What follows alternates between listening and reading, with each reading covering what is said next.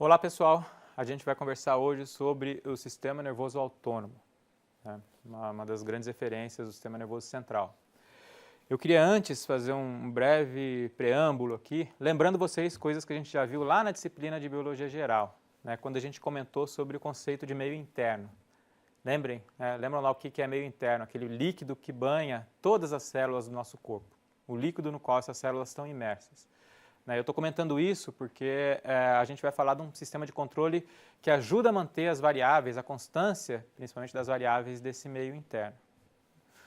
Bom, eu queria lembrar também o nome do Claude Bernard, esse fisiologista francês lá do século XIX, que foi quem criou, quem desenvolveu esse conceito de meio interno, de mar interior, esse líquido interior que banha as nossas células, e também um fisiologista que enfatizou, eu vou reler aqui algo que eu já li com vocês no passado, uma frase do Claude Bernard, a fixidez do meio interno é a condição de vida livre, independente. O mecanismo que a possibilita é aquele que assegura no meio interno a manutenção de todas as condições necessárias para a vida dos elementos, ou seja, para a vida das células. O Claude Bernard está dizendo que para que as nossas células vivam de maneira relativamente independente das variações do meio externo, é importante que existam mecanismos de controle de variáveis do meio interno. Um conceito que deu origem no século XX, nas mãos do Walter Cannon, um fisiologista lá de Harvard, um fisiologista americano importante, a gente vai falar dele daqui a pouco, mas deu origem ao conceito de homeostase ou de homeostasia. Homeostase é a manutenção desse equilíbrio do meio interno, das variáveis que compõem o meio interno. Pressão de oxigênio, pressão parcial de oxigênio, de CO2, nível de glicose, nossa glicemia, temperatura corporal, osmolaridade do plasma, enfim, de um conjunto enorme de variáveis que precisam se manter dentro de uma faixa estreita, uma faixa fisiológica compatível com a vida das células. Tudo bem? Eu estou fazendo esse preâmbulo porque o sistema que a gente vai estudar hoje é um sistema de saída que ajuda a manter a constância dessas variáveis, que é o sistema nervoso autônomo. Uma das referências, uma das saídas, lembra que a gente está estudando as saídas do sistema nervoso central. Então, o sistema nervoso autônomo é importante para a manutenção da constância dessas variáveis em níveis fisiológicos. O outro sistema seria o sistema neuroendócrino, mas eu vou deixar isso para aulas posteriores. Tudo bem? A gente vai falar hoje do sistema nervoso autônomo, portanto. Ok? Lembra, só para resgatar também uma coisa que a gente já viu em aulas anteriores, a gente pode pensar no sistema nervoso central como exercendo 3 grandes níveis de controle.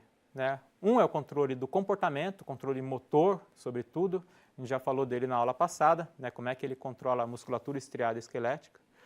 O outro nível é o nível de controle homeostático, ou seja, das funções viscerais, o controle da nossa fisiologia, batimento cardíaco, digestão, temperatura corporal e por aí vai, que é o que a gente vai ver hoje. E o último nível que a gente vai ver na aula que vem é o controle mais cognitivo, de funções cognitivas, funções neurais que a gente chama de superiores às vezes. Lembrem desses 3 níveis de controle, a gente falou sobre isso na semana passada, vocês fizeram atividade sobre isso. Ok? Vamos falar então sobre o controle homeostático hoje. Eu queria lembrar vocês um detalhe anatômico, mas que faz toda a diferença, que é o seguinte. A gente tem aqui uma comparação entre o sistema motor somático, que nós vimos na aula passada, e o sistema nervoso autônomo, que é o que a gente vai ver nessa aula. Essa comparação é importante porque ela começa a ilustrar para a gente as diferenças entre essas duas saídas, entre essas duas referências do sistema nervoso central. Enquanto o sistema motor somático inerva a musculatura estriada esquelética, que a gente viu na aula passada, o sistema nervoso autônomo inerva musculatura lisa, células glandulares e músculo cardíaco, principalmente. Inerva também tecido adiposo, mas eu vou tratar desses 3 alvos principais do sistema nervoso autônomo. Então, somático inerva músculo esquelético, esse músculo que produz movimento. O autônomo, que a gente vai ver hoje, inerva músculo liso, glândulas e músculo cardíaco. Músculo liso, lembrem que é um músculo que compõe, vocês viram isso lá em células e tecidos, que compõe boa parte das nossas vísceras. Trato gastrointestinal, a musculatura de condução do ar, enfim, boa parte das nossas vísceras é composta de músculo liso. Os nossos vasos né, vocês vão ver semana que vem lá nas aulas de cardio, eles possuem musculatura lisa, então as nossas vísceras são, em última instância, inervadas pelo sistema nervoso autonômico ou autônomo. Ok? Então, vamos lá. Outra diferença importante que eu esqueci de mencionar é que, vocês já devem ter reparado pela figura, enquanto o sistema motor somático possui um neurônio só, lembrem, o motoneurônio alfa, que a gente viu bastante na aula anterior, né? Então, ele possui um neurônio só entre o sistema nervoso central e o alvo, o sistema nervoso autônomo possui 2 neurônios. Né? Tem um neurônio que sai do sistema nervoso central e vai até um gânglio, lá na periferia, né? E outro neurônio que sai do gânglio e vai até o alvo. Então, eu tenho 2 neurônios, um pré-ganglionar e o outro pós-ganglionar. Tudo bem? Isso é importante, uma diferença anatômica importante entre esses dois sistemas. Né? Aqui no gânglio eu tenho uma sinapse importante, até farmacologicamente importante. A gente não vai ver muito nessa aula, mas essa diferença anatômica eu queria que vocês lembrassem, porque ela é importante. Como é que a gente pode dividir o sistema nervoso autônomo? Normalmente a gente divide em 3 grandes porções, ou 3 divisões. A divisão simpática, parasimpática e a entérica. Simpática e parasimpática, certamente vocês já ouviram falar, né? A gente vai olhar com mais detalhe. A entérica é um pouco menos lembrada, mas ela não é menos importante. A divisão entérica, como o nome indica, ela é a divisão que inerva todo o nosso trato gastrointestinal e controla as funções digestivas ou digestórias. A gente vai ver isso em aulas posteriores. Na verdade, ela é composta, ela é bastante independente do resto do sistema nervoso central, ela tem uma certa autonomia, né, em relação ao resto do sistema nervoso central. E, no fundo, ela é constituída por 2 grandes plexos, 2 grandes redes neurais, que são o plexo miométrico e o mioentérico, perdão, e submucoso, que controlam basicamente motilidade gastrointestinal, né, e secreção ao longo do processo digestivo. A gente vai ver com um pouco mais de detalhe. Então, eu tenho aqui o trato gastrointestinal e aqui um corte transversal desse trato, né? E aqui em amarelo mostrando esses 2 plexos, né? O mioentérico e o submucoso, que controlam motilidade e secreção. A gente vai ver com mais detalhe em aulas futuras.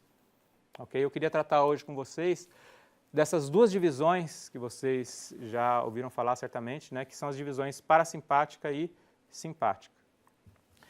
Para falar sobre isso, eu queria começar com um exemplo. Né? Imagina o seguinte, eu estou andando na rua à noite, ou melhor, né? Imagina que eu estou na minha casa, deitado, assistindo televisão. Acabei de jantar, estou lá deitado assistindo televisão em casa, sozinho. Né? Como é que estão as minhas variáveis fisiológicas? Meu coração está batendo com uma frequência relativamente baixa, sei lá, digamos 60, 65 batimentos por minuto, que é o basal, ou 70, depende da pessoa. Eu acabei de comer, então estou digerindo os alimentos, meu sistema digestório está funcionando ali para o processo de digestão. E estou lá bem calmo, né? Minha respiração está calma, estou lá tranquilo, todo mundo aqui já passou por essa sensação agradável que é ver TV depois de comer, né? Bem relaxado, tranquilo. Mas, de repente, eu ouço um barulho muito suspeito que vem lá do quarto. Né? Eu estou sozinho, ouço um barulho no quarto, o que vai acontecer? Né? Eu vou ficar super preocupado, super estressado e essas variáveis todas que eu acabei de descrever para vocês vão se alterar, vocês sabem disso. Né? Eu vou começar a suar, né? Se eu estiver muito assustado eu vou ficar branco, minha pele vai ficar branca, né? Meu coração vai disparar, minha respiração vai ficar ofegante. Né? Vocês sabem que tudo isso acontece, todo mundo já viveu uma situação parecida com essa.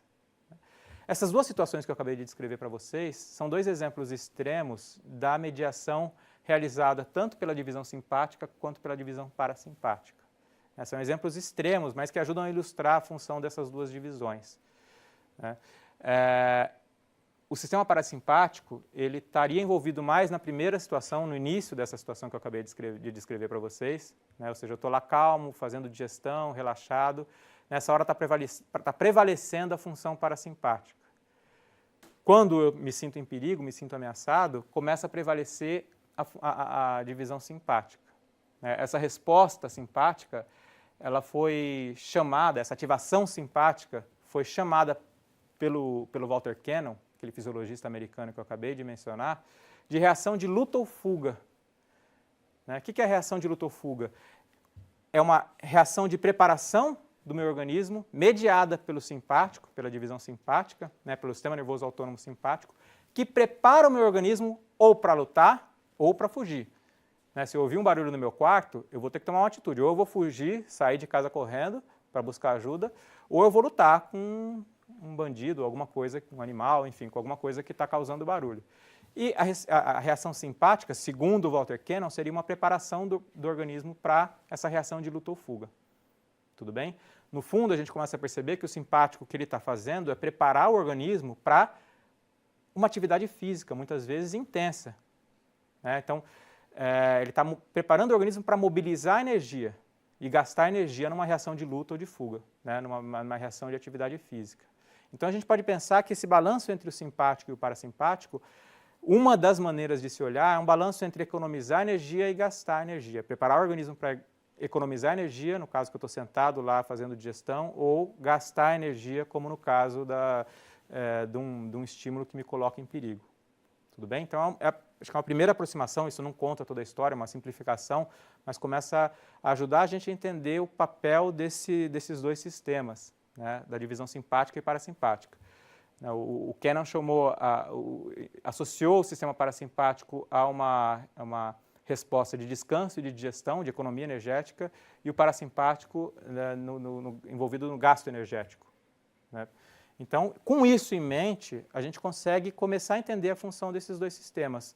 Né? Por exemplo, a gente consegue ver que a divisão simpática, quando ativada, causa aumento da frequência e da força de contração cardíaca, ou seja, começa a circular mais sangue, vocês vão ver isso na semana que vem. Né? Começa a circular mais sangue, aumenta o débito cardíaco, o fluxo cardíaco no sistema cardiovascular, e é importante que isso aconteça se eu quero mobilizar a energia, né? Se eventualmente eu quero me preparar para executar uma atividade física que pode vir a ser muito intensa. Né?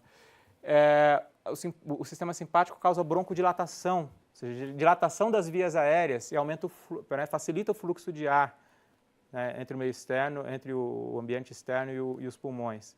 Se eu vou gastar energia, eu vou consumir mais oxigênio. É importante que o fluxo de oxigênio seja facilitado. Né? Diminui a atividade digestória. A digestão não é importante agora. Né? Causa sudorese, né? Mobiliza sangue da pele e das vísceras para a musculatura esquelética.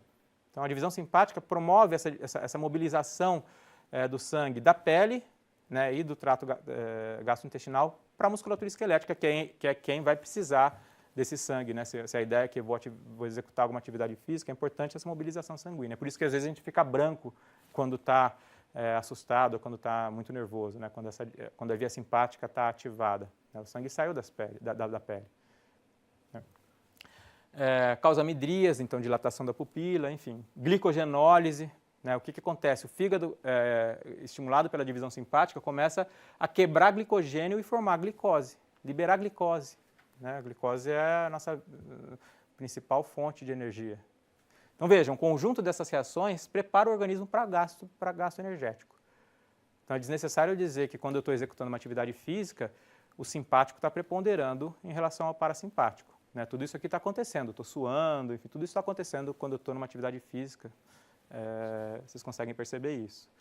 O parasimpático, por sua vez, diminui a frequência cardíaca, vocês vão ver isso semana que vem. Né, causa broncoconstrição, né, estimula a atividade digestória. Vocês vão ver lá quando a gente fala do sistema digestório que o parasimpático ele estimula, né, tanto a motilidade quanto a secreção das enzimas digestivas, estimula glândulas salivares, por exemplo, né, que é uma dessas funções digestivas, e por aí vai.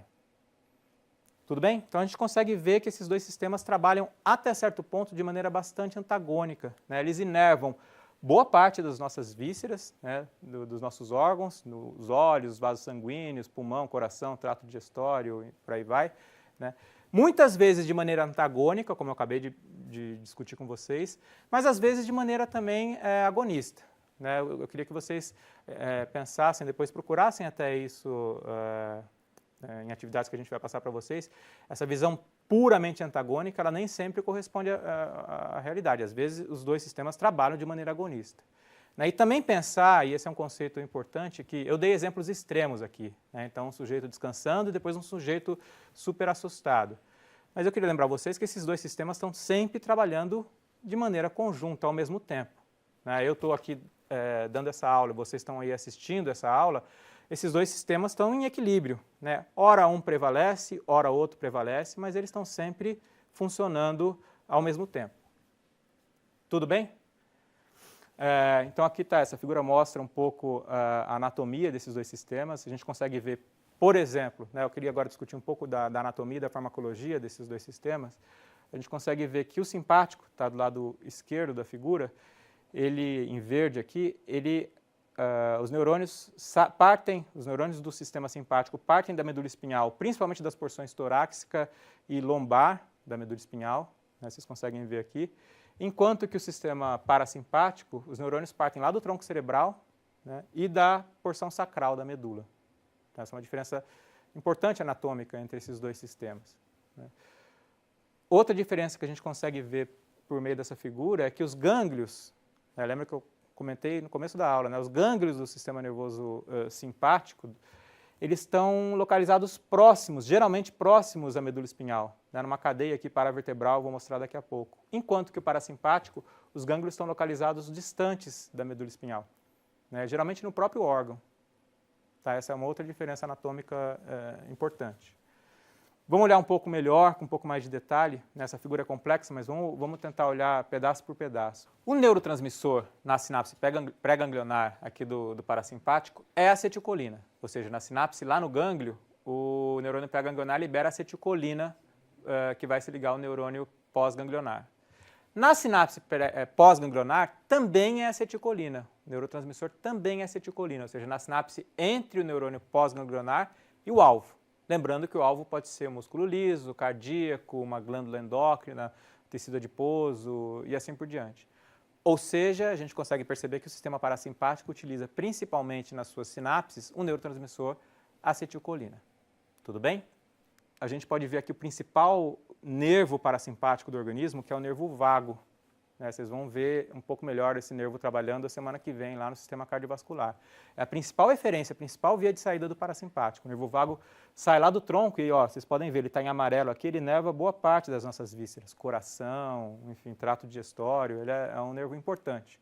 Vocês vão ver já na semana que vem. Claro, não é o único, mas queria ressaltar porque ele é a principal referência parasimpática, liberando acetilcolina nesses órgãos que eu acabei de apontar. A via parasimpática, agora que está em azul, né, ela tem uma sinapse pré-ganglionar, né, que libera acetilcolina, como eu acabei de dizer, né, o gânglio está mais próximo da medula espinhal, só que a sinapse pós-ganglionar libera lá nos alvos não mais acetilcolina, mas a noradrenalina, um neurotransmissor que vocês já devem ter ouvido falar. Então a atividade simpática ela é mediada por noradrenalina, ela despeja a noradrenalina nesses alvos. Tudo bem? Aqui está uma figura desses gânglios, né, essa cadeia que fica do lado da coluna vertebral, chama cadeia paravertebral, né, onde estão localizados principalmente os gânglios do parasimpático. Não estão só nessa cadeia, mas é uma cadeia importante, onde estão os gânglios, as sinapses, né, pré-ganglionares e os gânglios da cadeia simpática, perdão. Tudo bem? Bom, para terminar esse esquema, eu queria mostrar essa parte de baixo aqui, que é uma via simpática também, uma via de eferência simpática, mas mediada agora por uma glândula, que é a glândula adrenal, ou suprarrenal.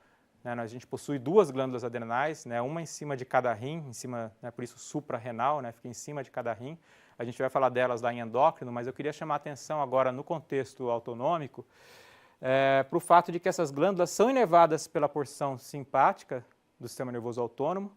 O sistema nervoso autônomo inerva a medula dessas glândulas, lembra? Medula é miolo, né? Então a parte interior dessas glândulas, o córtex libera outros hormônios que a gente vai ver mais para frente. Mas a medula libera, quando estimulada pelo sistema nervoso autônomo, libera adrenalina na corrente sanguínea.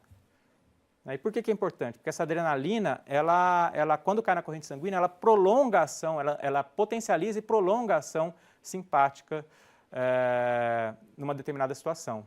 Pensa naquele exemplo que eu acabei de dar, né? Eu ouvi um barulho, meu coração disparou, fiquei super, a gente até fala, estou adrenalizado, né? É verdade, né? Além da ação puramente neural, eu também tenho adrenalina circulando na corrente sanguínea e que faz com que a ação, com que uma ativação simpática perdure alguns minutos, né? E meu coração demora para voltar ao normal, enfim, porque é a adrenalina circulando na corrente sanguínea mediada, né, liberada pela adrenal. Tudo bem? Bom, para a gente ir encaminhando para o final, eu queria só comentar mesmo, porque a gente não vai entrar nisso hoje, o seguinte fato, né? A gente costuma chamar, né, o nome sistema nervoso autônomo, né, ele passa uma impressão que às vezes não corresponde à realidade. Né? O que autônomo quer dizer? Né, quem já foi atrás dessa palavra viu que nomo em grego quer dizer lei. Né? Autônomo é aquele que faz a sua própria lei. Né? Alguém autônomo, ou um sistema nervoso autônomo, significa que ele faz as próprias leis, ou seja, ele é independente do resto do organismo, do resto do sistema nervoso central. Isso não é verdade. Isso não é verdade. O sistema nervoso autônomo, ele recebe informação de vários núcleos lá do tronco cerebral, ele recebe informação do hipotálamo, né, do hipotálamo, por sua vez, recebe informações do resto do córtex. Então, ele não funciona sozinho. Né, ele não é autônomo, totalmente autônomo, como o nome quer dar a entender. No fundo, ele é, acho que uma palavra que talvez eu descrevesse de maneira um pouco mais fidedigna, involuntário. Na medida em que as funções autonômicas não dependem da nossa vontade. É difícil eu controlar as funções fisiológicas voluntariamente. Isso acontece independente da minha vontade. Nesse sentido, realmente, as funções são autônomas. Eu não consigo controlar a frequência cardíaca, né, a frequência do meu coração. Isso até consigo, algumas pessoas com treinamento muito especial conseguem, mas não é uma coisa fácil. Então, nesse sentido, eu acho que as pessoas usam o termo autônomo, né, o sistema autonômico. Mas lembrando que ele não é uma porção independente do resto do sistema nervoso central. Tudo bem, pessoal? Então, só para relembrar, a gente viu hoje essa saída que está em azul aqui, né, responsável por esse controle fisiológico, controle homeostático exercido pelo sistema nervoso central. Tudo bem? A gente já viu, então, as entradas, vimos as saídas, vamos ver a terceira saída lá, quando a gente estudar o sistema endócrino. Na aula que vem a gente vai falar um pouco de algo que a gente não falou ainda, que é o que acontece aqui no sistema nervoso central, no córtex cerebral. Né, as chamadas funções cognitivas ou funções neurais superiores. Tudo bem? Até lá, pessoal.